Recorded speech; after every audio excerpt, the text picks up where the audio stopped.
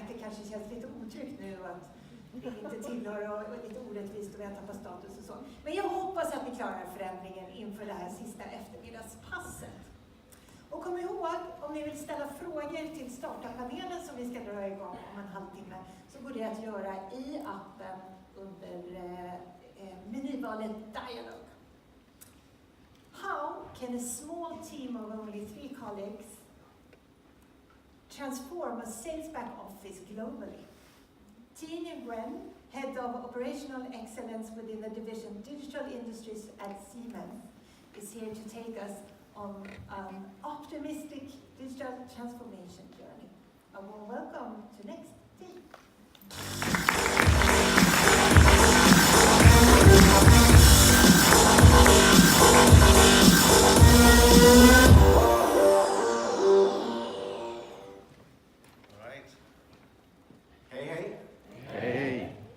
Gia-Thi och välkommen till min presentation. Mina svenska företrädare har definitivt företrädats inte. But that's all I can say. So I'm and I got the lucky and the tough spot at the same time to take you onto this journey. And some people think that this is what I do. The recipe for success for process mining in a complex organization like Siemens is to find the right people. And that is the prime example is really T, with his team, how they went around the world to really convince people saying, hey, this is the power of data, this is how you can improve your work with the digital fit rate and with transparency and order to cash. I think it's a fact that in our project, where we have now visited every country improved.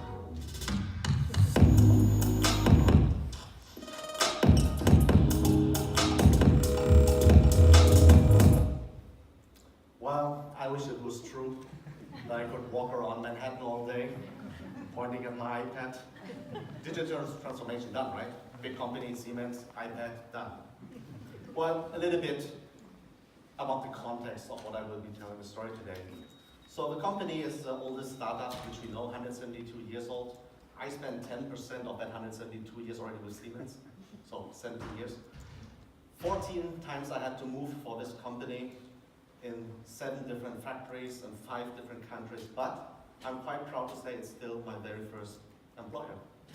And even that I've changed a lot of different functions today, I'm talking about one of the global programs called Order Management for Tomorrow, because we know that our sales will dramatically change in the future.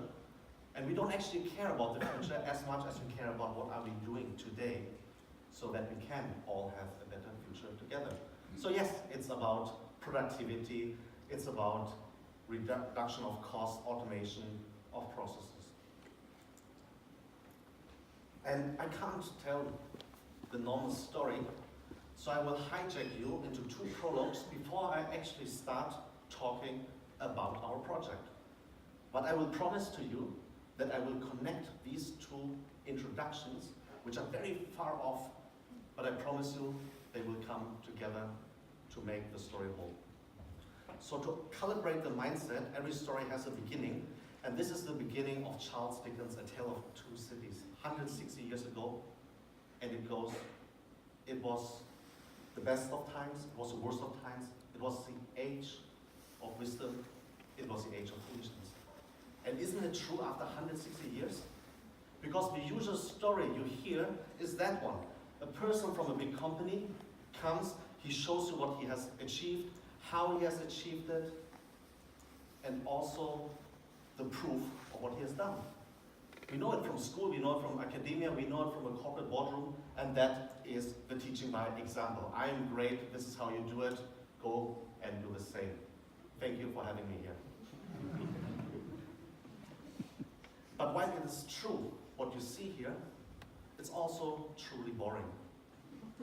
So let me tell you another true story, and it goes as such. When I was asked to globally improve the processes in our sales back offices, I basically literally wet my pants. Can it be done? How should it be done? But even that I was skeptical on my journey, I found new friends and followers who gave me the courage, who had the courage to go with me on this journey. And we changed the way we work and how we think and address problems in a totally different way. And that's called learning by inquiry. So that's an explorative story. This is not the story of answers, it's a story of questions. And the greatest thing is, you can join me too, and it's an open book story. That was the first part. That's calibrating the mindset. But the longest journey everyone is doing here, for most of us, is the journey from the head to the heart. And in order to not only calibrate the right mindset, but also to calibrate the right heart set, I wanted to introduce you to one of my friends. His name is David Katz.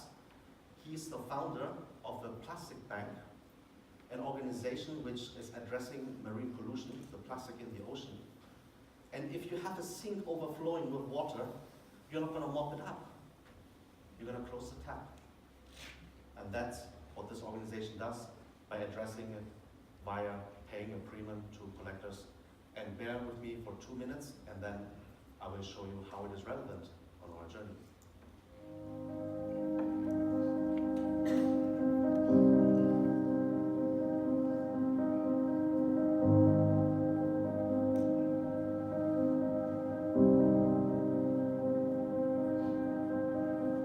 What was it that I heard? Where did I hear it from? Who whispered it? And it wasn't the idea. It was the knowing that I only needed to become. And that life was not about being, but becoming. And that the journey truly is the destination. When I had the idea May the 11th, 2013, now of course I remember the day, because it was just so big. Not only did I have the idea, this knowing that if we turned plastic into money, that could be a part of change. Because the poor will never throw away money. What if we could turn it into cash? You know, we can see it in drug addicts who think of the next hour or next few hours, or the abject poor who have no food. And we can see it in workers who maybe are beginning or emerging. They look at their paycheck 2 weeks. We look perhaps at other management that looks at the end of the year, or we look at the Warren Buffetts and the Bill Gateses who look at decades in the future, and there is an association between wealth and time perspective. And those who can see into the future are much more likely to achieve wealth and abundance. And he was able to go from seeing today to seeing 15 years. And so I knew that in him we ended poverty. We absolutely ended poverty in a family.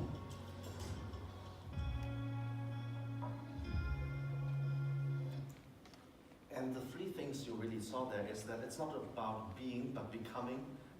That a person, not everybody can be like David, but a person like David can really come from anywhere. And that wealth must be redefined.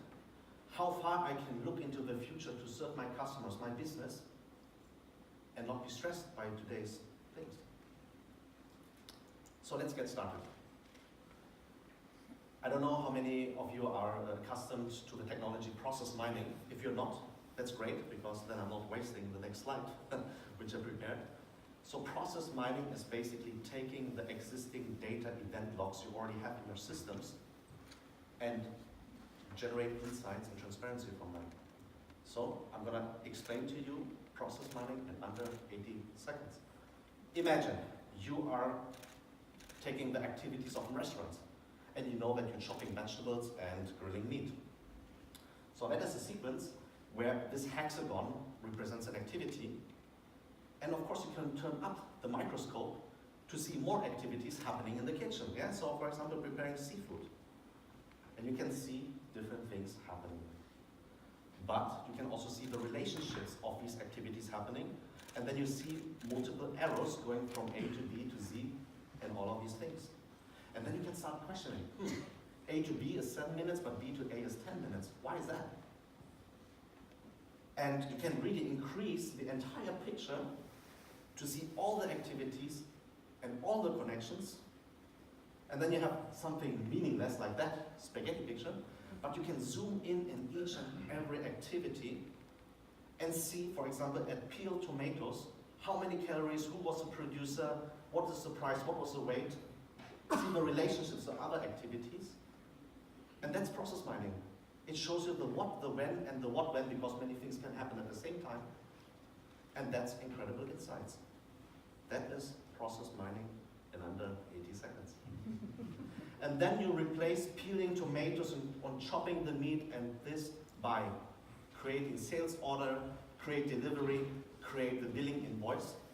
And you do this on a corporate-wide level for the entirety of Siemens. You have 116 billion euros at your fingertips, looking at 46 million line items over 272 million activities. And each and every activity has over 150 data fields.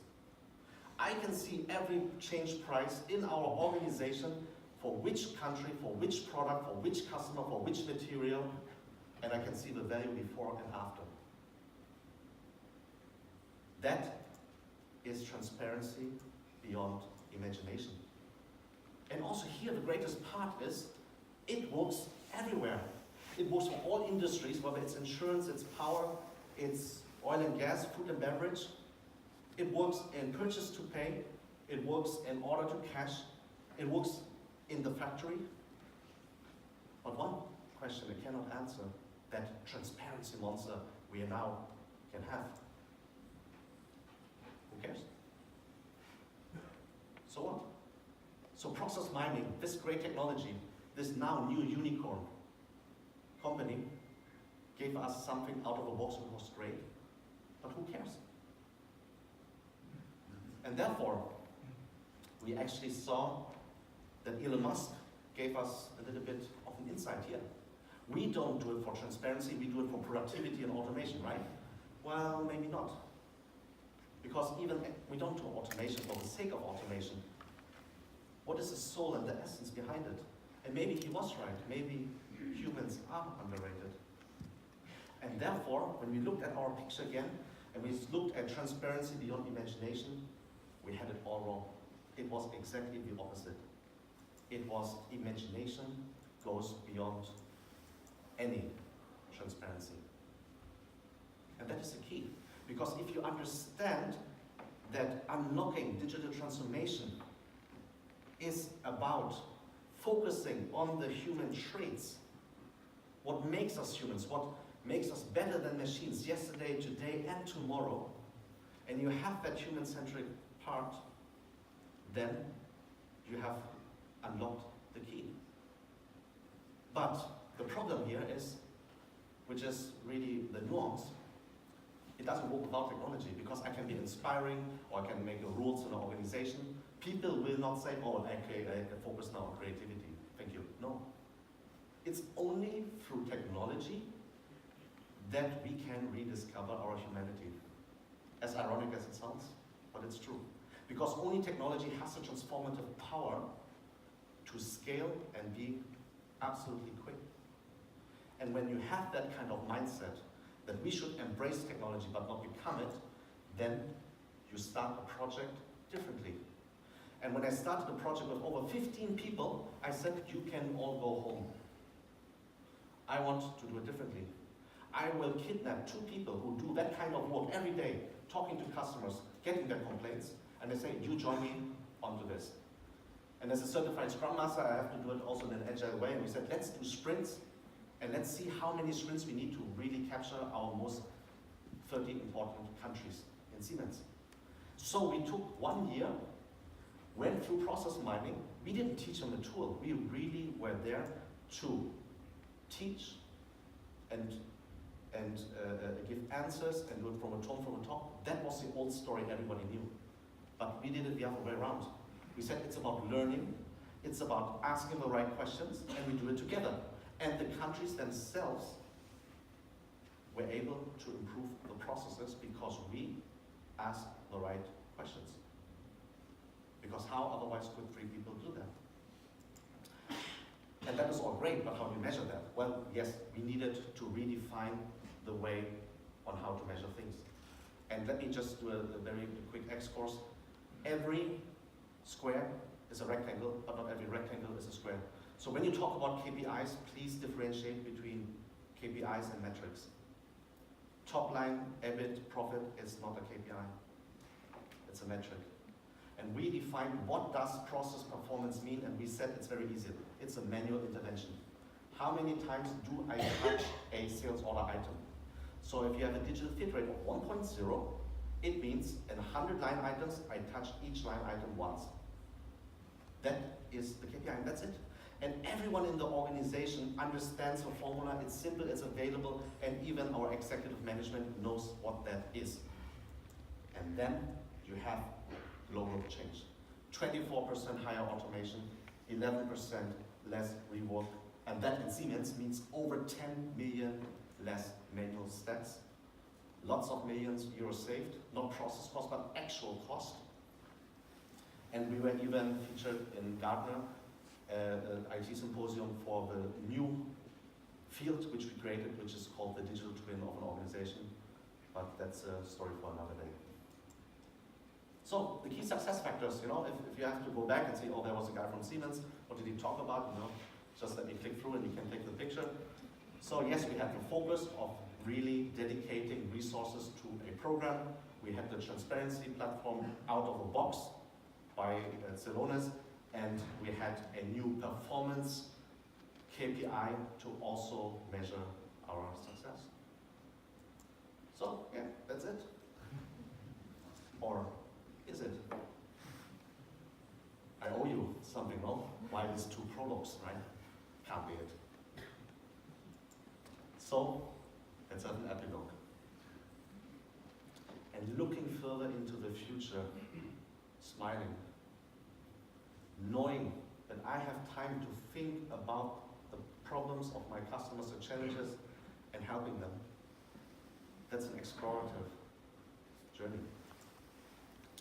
So let me try to explain it very easily. Miss a comma in a book, still a great book. It's a detail. Miss a comma in a rocket start sequence, people die, you lose a lot of money. Okay? But what does it mean? It means, when I bring the things together, that Charles Dickens' A Tale of Two Cities is a tale of two mindsets. You have the PowerPoint layer, where people talk about platforms and e-business, digital business, inside sales. Great, great. But you have people in your organization every day working a lot on these things, and that are not details. Because if one thing is not maintained, your process will stop.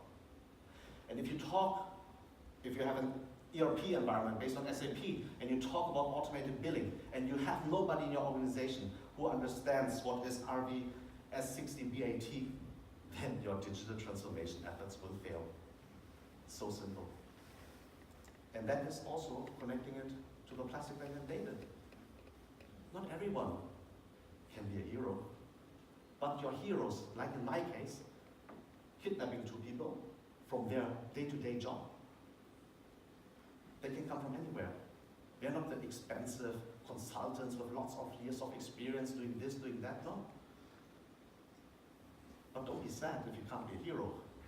Everyone can be a true leader. And to be a true leader, have the courage of finding, supporting, and encouraging your heroes. So, it is not the story of this guy from Siemens who had a very successful project.